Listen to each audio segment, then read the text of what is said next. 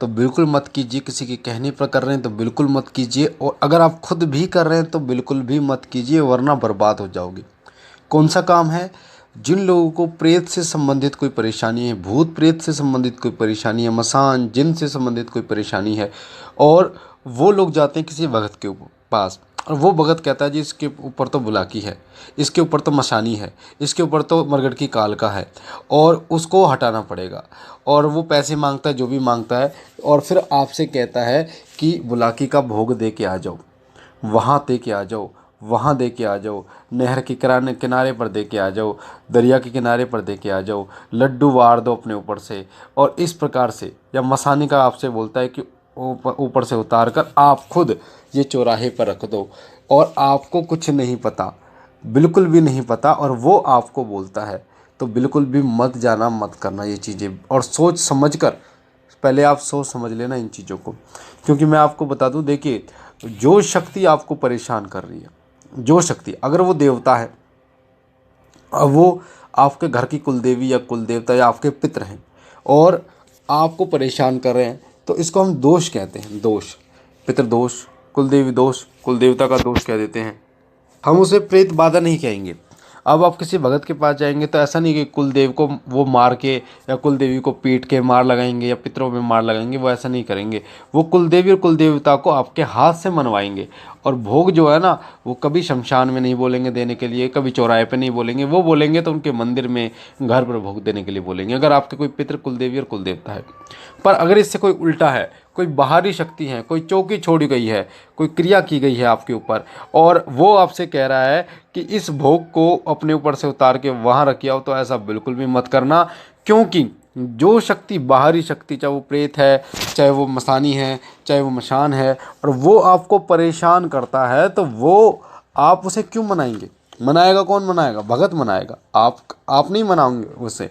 मान लीजिए कोई ऐसा भगत है जो मसान को पूजता है या मसानी को पूजता है, तो वो मनाएगा उस चीज़ को, वो उतार के, वो जो जो भी कुछ करेगा, ठीक है, वो उसके नाम का भोग रखेगा, और नाम का भोग रख के वो अर्पण करेगा, उस भोग को खुद रखेगा, कहीं पे रखा है वो रखेगा।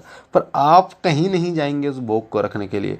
जितना आप उसको भोग देंगे उतनी वो शक्तियाँ ताकतवर होंगी, क्योंकि वो अपने नकारात्मक रूप में है, नकारात्मक रूप में है, वो अप्रेत रूप में है, वो आपको परेशान कर रही हैं, और जितना भोग दोगे उतना ही वो परेशान आपको करते चले जाएंगे, करते चले जाएंगे। आपको किसी प्रकार का आराम नहीं मिलेगा आपको, और वो जो ताकतवर बनती जाएगी वो चीज़, और वो ताकतवर बनेगी तो आपको परेशान करेगी, दिक्कत करेगी।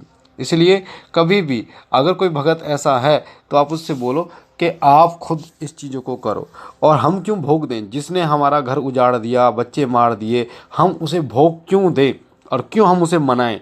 चाहे वो किसी ने तंत्र से भेजा हो, चाहे वो मूठ से भेजा हो, चाहे वो कैसे ही भेजा हो, हम क्यों मनाएं उस शक्ति को? उस शक्ति ने हमारा सत्यानाश कर दिया, उसने हमारे बच्चे खा गई, हमारे घर में लड़ाई झगड़े में बर्बाद कर दिया, और फिर भी हम उसे भोग दें, भोग पर मनाएं?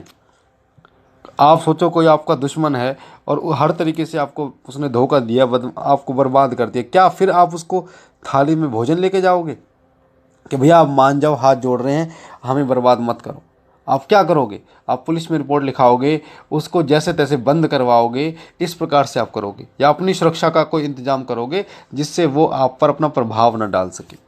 इसीलिए आपको कोई एक ऐसा साधक भगत आपको ढूंढना होगा जो जो आपको वो रास्ता बता सके कि किस प्रकार से आपकी रक्षा होनी है, या उनको साइड कर सके, हटा सके।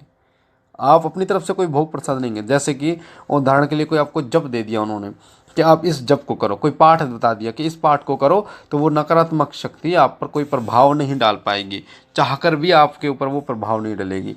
या कोई आपको आपके घर का कीलन बता दिया कि कीलन कीजिए, और आपके घर में वो कभी प्रवेश नहीं करेगी।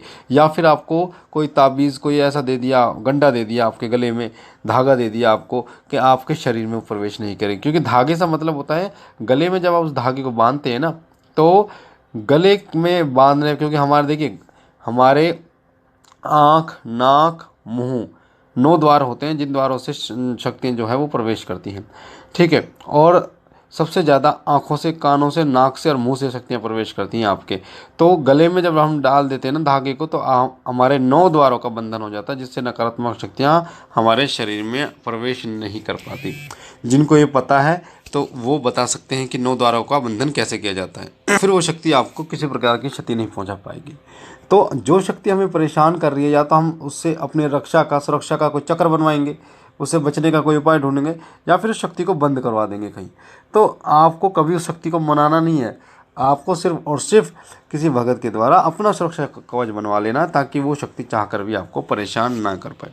तो इस वीडियो के माध्यम से मेरा कहने का मतलब ये है कि आप उस शक्ति को मनाने की कोशिश बिल्कुल भी मत कीजिए। आप तो नहीं मना पाएंगे।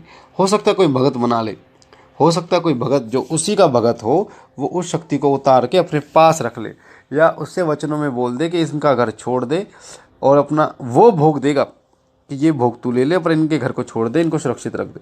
तो वो भगत, क्योंकि उस भगत की सुनेगा वो, आपकी थोड़ी सुनेगा वो।